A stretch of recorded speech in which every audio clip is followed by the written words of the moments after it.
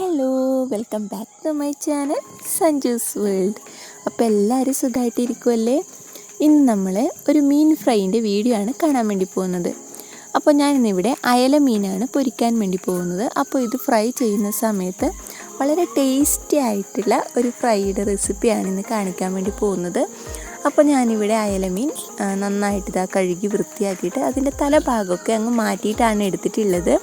ചിലർ ഇതിൻ്റെ skin remove ചെയ്തിട്ട് ഇത് എടുക്കാറുണ്ട്, അങ്ങനെയും ചെയ്യാവുന്നതാണ് കേട്ടോ.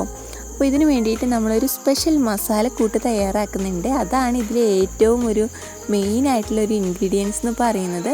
ആ മസാലയാണ് ഇതിന് നല്ലൊരു ടേസ്റ്റ് വരുന്നത് നമ്മുടെ ഈ ഫ്രൈക്ക്. അപ്പോൾ ഞാൻ ഈ അയലയൊക്കെ ഇതുപോലെ ചെറിയ ഒരു വെട്ടിങ്ങനെ ഇട്ട് കൊടുത്തിട്ടുണ്ട്. അങ്ങനെ നമ്മൾ ചെയ്യുമ്പോഴുണ്ടല്ലോ നന്നായിട്ട് നമ്മുടെ മസാല അതിൻ്റെ ഉള്ളിലൊക്കെ നന്നായിട്ട് അങ്ങ് പിടിച്ചിരിക്കും. അപ്പോഴാണ് കൂടുതൽ ടേസ്റ്റ് ഉണ്ടാവുന്നത് അത് ഫ്രൈ ചെയ്തെടുക്കുമ്പോൾ. അപ്പോൾ നമുക്കൊരു മിക്സിയുടെ കുഞ്ഞു ജാറിൽ ഇതിന് വേണ്ടിയിട്ടുള്ള മസാല ഒന്ന് തയ്യാറാക്കാം. ഒരു ചെറുമാതിരി ഇഞ്ചി അതൊന്ന് ചെറുതായിട്ട് കട്ട് ചെയ്തതാണ് ഞാനിപ്പോൾ ഇതിലേക്ക് ഇട്ട് കൊടുത്തിട്ടുള്ളത്. ഇനി നമുക്കിതിലേക്ക് ഒരു തണ്ട് കറിവേപ്പില അതൊന്ന് ഇട്ട് കൊടുക്കാം. ഇനി ഇതിലേക്ക് ഒരു 6 അല്ലി വെളുത്തുള്ളി അതാണ് ഞാനിപ്പോൾ ഇതിലേക്ക് ഇട്ട് കൊടുത്തിട്ടുള്ളത്. അതുപോലെ തന്നെ ഒരു 6-7 അല്ലി കുഞ്ഞുള്ളി ഉണ്ടാവുമല്ലോ. ഇനി അതില്ലാന്നാണെങ്കിൽ ഒരു പകുതി ഉള്ളിയൊക്കെ മതിയാവും കേട്ടോ. 1 സ്പൂൺ അളവിൽ ഞാനിപ്പോൾ ഇതിലേക്ക് ഉപ്പൊന്ന് ഇട്ട് കൊടുത്തിട്ടുണ്ട്. ഒരു 1/2 ടേബിൾ സ്പൂൺ അളവിൽ മഞ്ഞൾപ്പൊടി ആഡ് ചെയ്ത് കൊടുത്തിട്ടുണ്ട്. ഇതൊരല്പം കൂടിപ്പോയാലും കുഴപ്പമൊന്നുമില്ല കേട്ടോ. ഒരല്പം കുരുമുളക് പൊടിയൊന്ന് ഇട്ട് കൊടുത്തിട്ടുണ്ട്. കുരുമുളക് നന്നായിട്ട് പൊടിച്ചിട്ട് നമ്മൾ ചേർക്കുന്നതിനേക്കാളും ഒരല്പം തരിയായിട്ട് ചേർക്കുന്നതായിരിക്കും കൂടുതൽ ടേസ്റ്റ് കേട്ടോ. ഇത് നിങ്ങളുടെ കയ്യിൽ കാശ്മീരി മുളക് പൊടി ഉണ്ടെന്നാണെങ്കിൽ അതായിരിക്കും ചേർക്കുന്നത് കൂടുതൽ ടേസ്റ്റ് ഉണ്ടാവുക. പിന്നെ അതുമല്ല കാണാനൊക്കെ നല്ല ഭംഗിയായിട്ടിരിക്കും. പിന്നെ മസാലയ്ക്ക് നല്ല കൊഴുപ്പും കിട്ടും കേട്ടോ. ഇനി ഇതില്ലാന്നാണെങ്കിൽ നിങ്ങൾക്കിത് നമ്മുടെ വറ്റൽമുളക് അതൊരു 4 എണ്ണം ഒരല്പം നേരം ഒന്ന് ചൂടുവെള്ളത്തിൽ പുതിർത്തതിന് ശേഷം ഇട്ടാലും മതിയാവും കേട്ടോ. ഇനി നമുക്കിതൊരല്പം വെള്ളം കൂടി ചേർത്തിട്ട് നമുക്കിതൊന്ന് നന്നായിട്ടൊന്ന് അരച്ചെടുക്കാം. നല്ല പേസ്റ്റ് രൂപത്തിൽ ഞാനിപ്പോൾ ഇതിവിടെ അരച്ചെടുത്തിട്ടുണ്ട്.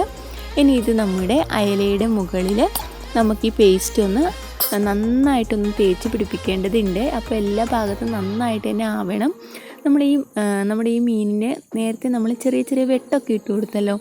അപ്പോൾ അതിൻ്റെ ഉള്ളിലൊക്കെ നന്നായിട്ടൊന്ന് പ്രസ് ചെയ്തിട്ട് തന്നെ നമുക്ക് ഈ മസാല ഒന്ന് തേച്ച് പിടിപ്പിക്കും. അപ്പോൾ ഇരുഭാഗവും നമ്മൾ നന്നായിട്ട് തന്നെ ഇത് തേച്ച് പിടിപ്പിച്ചിരുന്നാലും നമ്മളിത് ഫ്രൈ പാനിലേക്ക് എടുത്ത് വെക്കുമ്പോഴേക്കും ചിലപ്പോൾ ഒരല്പം മസാലയൊക്കെ പോകുന്നുണ്ടാവും. അപ്പോൾ അതിന് വേണ്ടിയിട്ട് ഒന്നുകൂടി നമുക്കൊന്ന് ഒരു ടച്ചപ്പിന് വേണ്ടിയിട്ട് നമുക്കൊരല്പം മസാല നമ്മുടെ ജാറിൽ തന്നെ ബാക്കി വെച്ചിട്ടുണ്ട്.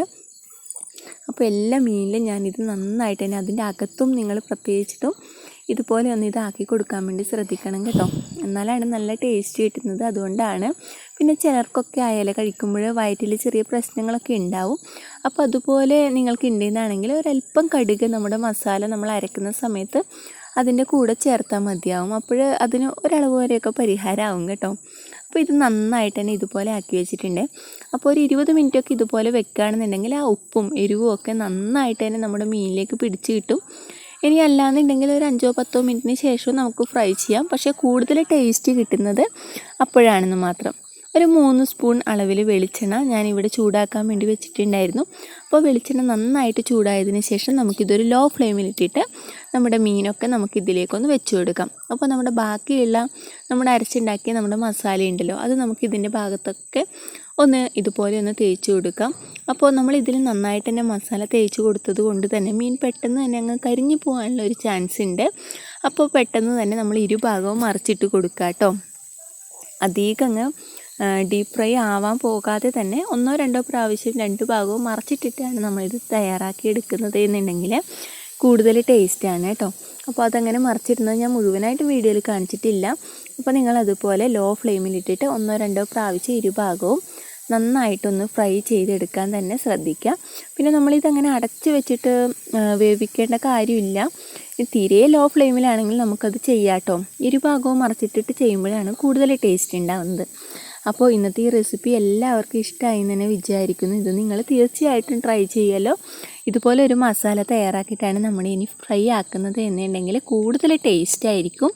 അപ്പോൾ ഇതെന്തായാലും എല്ലാവരും ട്രൈ ചെയ്യുക. നിങ്ങളുടെ അഭിപ്രായങ്ങൾ തീർച്ചയായും ഒന്ന് കമൻറ്റ് ചെയ്യുക.